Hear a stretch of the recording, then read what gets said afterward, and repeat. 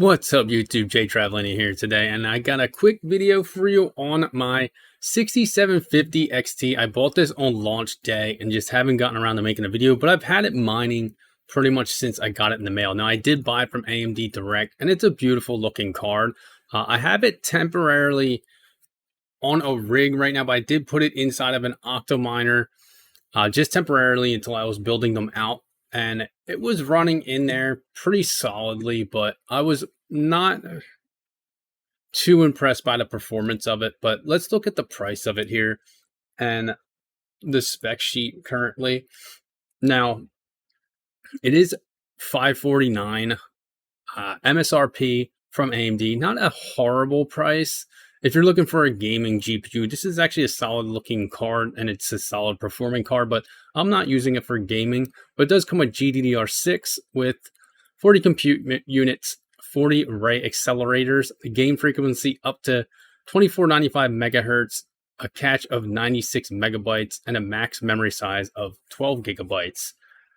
Now, let's look at my Hive OS here though. And like I said, I do have it mining, but I put some tweaks and overclocks on it, basically what you would see from a regular 6700 XT. When I did up the memory any more than what it is at now, the card would start crashing. Now, I did try to adjust a lot of these voltages also, but I kept getting a card crash, so I left it pretty much where it is now, and I was getting 36.47 mega hash. Now, I have seen this card push closer to 40 mega hash, but at a much higher wattage, so this was actually a little bit more efficiency for what it's worth. Now, software is reporting 67 watts, and it's on Team Red Miner, obviously, since it's an AMD card.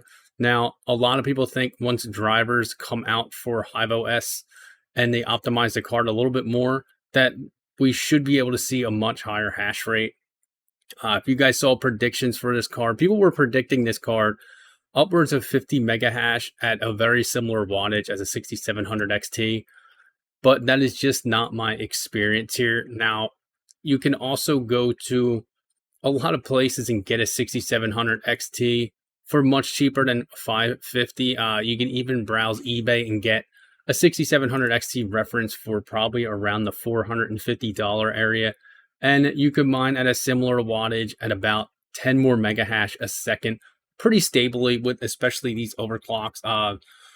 My friend Alter Component hooked me up with these overclocks to try out on this card. But, you know, not where I would have liked it to be. Now, we are running driver 20.40, and you do notice that it doesn't register as a 6750 XT. It just says Radeon RX 6700 series. So that's an indicator that drivers just aren't optimized yet.